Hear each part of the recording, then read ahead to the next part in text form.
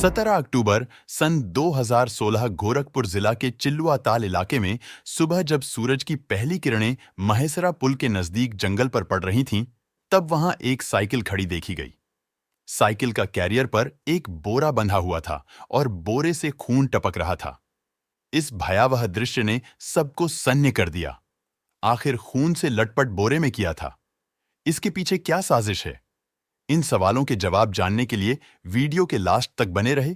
और दोस्तों, चैनल पर पहली बार आए हैं तो वीडियो को लाइक और चैनल को सब्सक्राइब कर दे। ऐसा करने से हमारी और आपकी नजदीकियां और बढ़ जाएगी और आगे आने वाली वीडियो आपको तक आसानी से पहुंच जाएगी। तो चलिए शुरू करते हैं। 17 अक्टूबर सन 2016 की सुबह जिला गोरखपुर के चिल्लुआताल के महेसरा पुल के नजदीक जंगल में एक पेड़ के सहारे एक साइकिल खड़ी देखी गई, जिसके कैरियर पर एक बोरा बंधा था। बोरा खून से लथपथ था, इसलिए देखने वालों को अंदाजा लगाते देर नहीं लगी कि बोरे में लाश हो सकती है। लाश होने की संभावना पर ही इस बात की सूचना थाना चिल्लुआताल पुलिस को दे दी गई थी। सूचना मिलते ही थाना प्रभारी इंस्पेक्टर रामबिलास यादव पुलिस बल के साथ घटनास्थल पर आ पहुंचे थे। बोरे से उस समय भी खून टपक रहा था। इसका मतलब था कि बोरा कुछ देर पहले ही साइकिल से वहां लाया गया था। उन्होंने बोरा खुलवाया तो उसमें से एक आदमी की लाश निकली। मृतक की उम्र 35-36 साल रही होगी। उसके सिर पर किसी वजनदार चीज से वार किया गया था। वह रंगीन सैंडो बनियान और लुंगी पहने था। शायद रात को सोते समय उसकी हत्या की गई थी। पुलिस को लाश की शिनाख्त कराने में जरा भी दिक्कत नहीं हुई। वहां जमा भीड़ ने मृतक की शिनाख्त प्रॉपर्टी डीलर सुरेश सिंह के रूप में कर दी थी। वह चिल्लुआताल गांव का ही रहने वाला था। शिनाख्त होने के बाद रामबिलास यादव ने मृतक के घर वालों को सूचना देने के लिए 2 सिपाहियों को भेजा। दोनों सिपाही मृतक के घर पहुंचे तो घर पर कोई नहीं मिला। पड़ोसियों से पता चला कि सुरेश सिंह के बिस्तर पर भारी मात्रा में खून मिलने और उसके बिस्तर से गायब होने से घर के सभी लोग उसी की खोज में निकले हुए थे। घर पर पुलिस के आने की सूचना मिलने पर मृतक सुरेश सिंह के बड़े भाई दिनेश सिंह घर आए तो जंगल में एक लाश मिलने की बात बताकर दोनों सिपाही उन्हें अपने साथ ले आए। लाश देखते ही दिनेश सिंह फफक कर रो पड़े। इससे साफ हो गया कि मृतक उनका भाई सुरेश सिंह ही था। इसके बाद पुलिस ने घटनास्थल की सारी कार्रवाई निपटाकर लाश को पोस्टमार्टम के लिए बाबा राघवदास मेडिकल कॉलेज भिजवा दिया और उस साइकिल को जब्त कर लिया जिस पर लाश बोरे में भरकर वहां लाई गई थी। थाने लौटकर रामबिलास यादव ने मृतक के बड़े भाई दिनेश सिंह की तहरीर पर सुरेश सिंह की हत्या का मुकदमा अज्ञात के खिलाफ दर्ज कर लिया। मृतक सुरेश सिंह प्रॉपर्टी डीलिंग का काम करता था। विवादित जमीनों को खरीदना बेचना उसका मुख्य धंधा था। पुलिस ने इसी बात को ध्यान में रखकर जांच आगे बढ़ाई, लेकिन उसका ऐसा कोई दुश्मन नजर नहीं आया जिससे लगे कि हत्या उसने कराई है। यह हत्याकांड अखबारों की सुर्खियां बना तो एसएसपी रामलाल वर्मा ने सिटी एसपी हेमराज मीणा को आदेश दिया कि वह जल्द से जल्द इस मामले का खुलासा कराएं।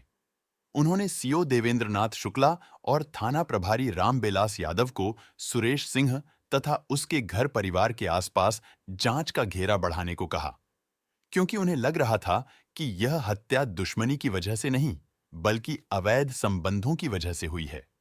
क्योंकि मृतक को जिस तरह बेरहमी से मारा गया था, इस तरह लोग अवैध संबंधों में ही नफरत में मारे जाते हैं। इसी बात को ध्यान में रखकर जांच आगे बढ़ाई गई तो जल्दी ही नतीजा निकलता नजर आया। किसी मुखबिर ने बताया कि पिछले कई सालों से सुरेश सिंह की अपनी पत्नी से पटती नहीं थी। दोनों में अक्सर लड़ाई झगड़ा होता रहता था और इसकी वजह सुरेश सिंह का सगा भतीजा राहुल चौधरी था, क्योंकि उसकी अपनी चाची राधिका से अवैध संबंध थे। घटना से सप्ताह भर पहले भी इसी बात को लेकर सुरेश और राधिका के बीच काफी झगड़ा हुआ था। तब सुरेश ने पत्नी की पिटाई कर दी थी, जिससे नाराज होकर वह बच्चे को लेकर मायके चली गई थी। रामबिलास यादव को हत्या की वजह का पता चल गया था।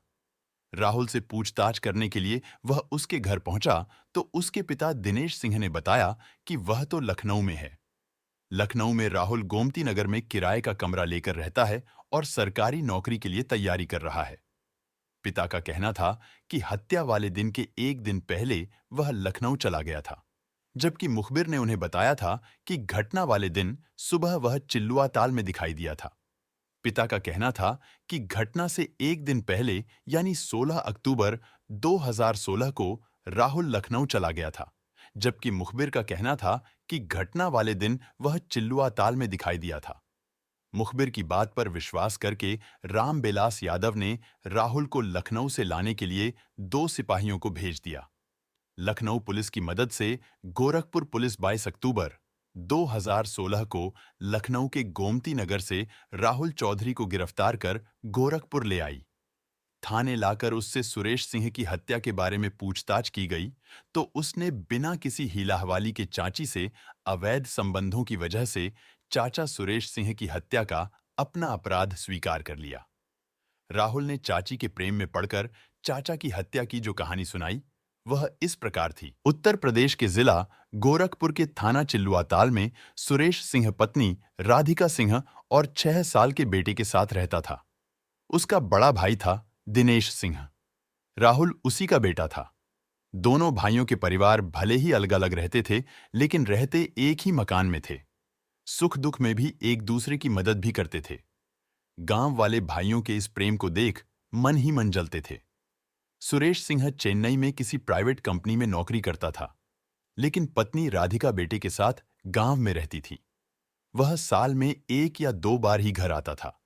उसके न रहने पर जरूरत पड़ने पर घर के छोटे मोटे काम उसके बड़े भाई का बेटा राहुल कर दिया करता था। राहुल और राधिका थे तो चाची भतीजा, लेकिन हमउम्र होने की वजह से दोनों दोस्तों की तरह रहते थे। बातचीत भी वे दोस्तों की ही तरह करते थे। इसका नतीजा यह निकला कि धीरे धीरे उनके बीच मधुर संबंध बन गए। उनके मन में एक दूसरे के लिए चाहत के फूल खिले तो एक दूसरे के स्पर्श मात्र से उनका रोम रोम खिल उठने लगा। राहुल चाची राधिका से जुनून के हद तक प्यार करने लगा तो राधिका ने भी उसके प्यार पर अपने समर्पण की मोहर लगा दी। एक बार मर्यादा टूटी तो उन्हें जब भी मौका मिलता जिस्म की भूख मिटाने लगे। दोनों ने अपने इस अनैतिक रिश्ते पर पर्दा डालने की कोशिश तो बहुत की, लेकिन पाप के इस रिश्ते को वे छिपा नहीं सके। लोग राधिका और राहुल को लेकर तरह तरह की चर्चाएं भी करने लगे, पर उन्होंने इस बात पर ध्यान नहीं दिया। जब सुरेश सिंह के किसी शुभचिंतक ने उसे फोन करके चाची भतीजे के बीच पक रही खिचड़ी की जानकारी दी, तो वह नौकरी छोड़कर सन 2014 में गांव आ गया। सुरेश ने खूब पैसे कमाए थे। उन्हीं पैसों से उसने गांव में रहकर प्रॉपर्टी का काम शुरू कर दिया, जो थोड़ी मेहनत के बाद अच्छा चल निकला।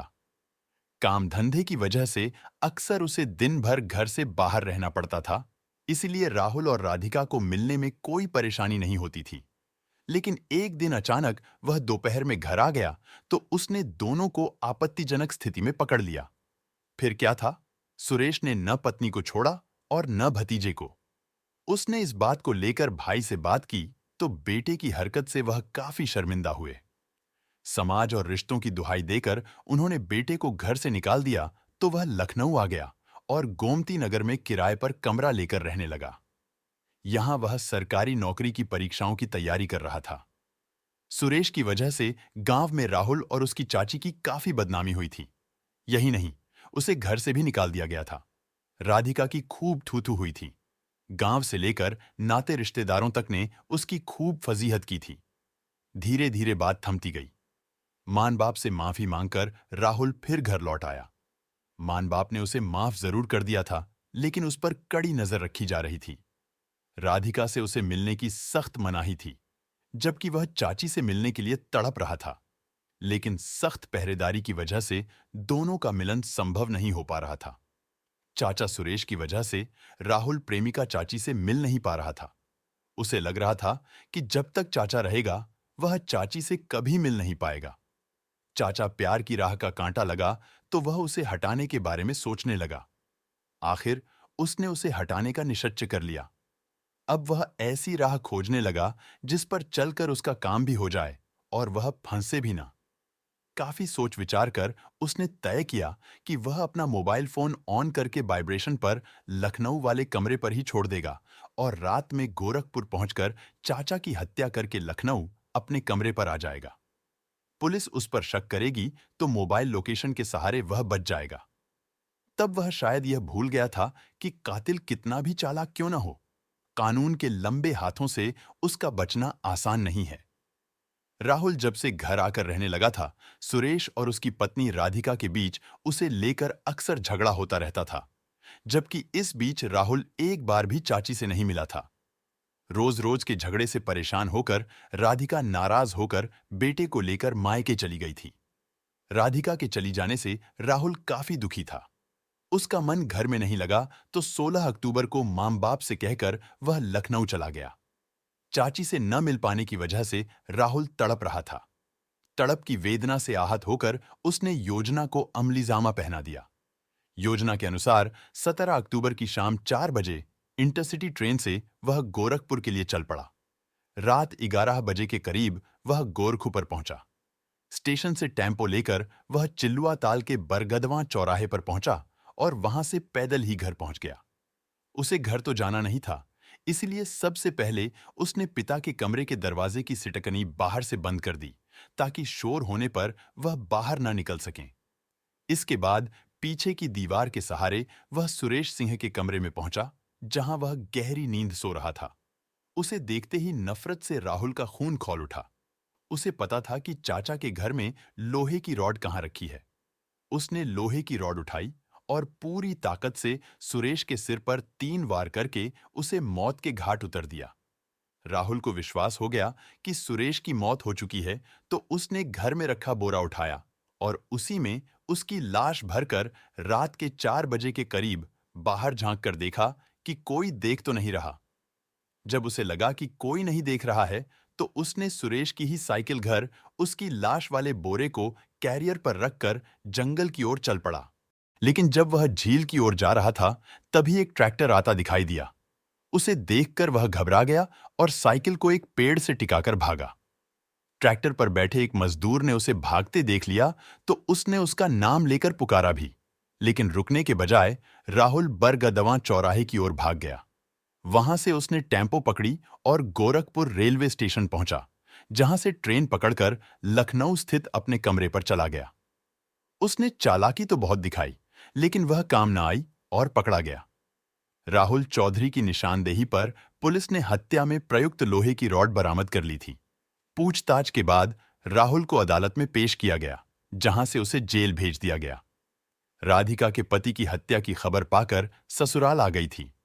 राहुल ने जो किया था उससे उसे काफी दुख पहुंचा, क्योंकि उसने राहुल से कभी नहीं कहा था कि वह उसके पति की हत्या कर उसे विधवा बना दे।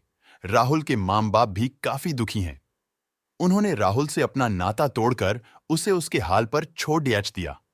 दोस्तों, इस घटना को सुनाने का उद्देश्य किसी को दिल दुखाना नहीं, बल्कि आपको जागृत करना है, आपको सचेत करना है।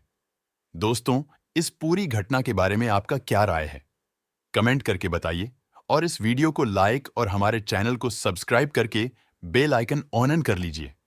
मिलते हैं नेक्स्ट वीडियो में। धन्यवाद।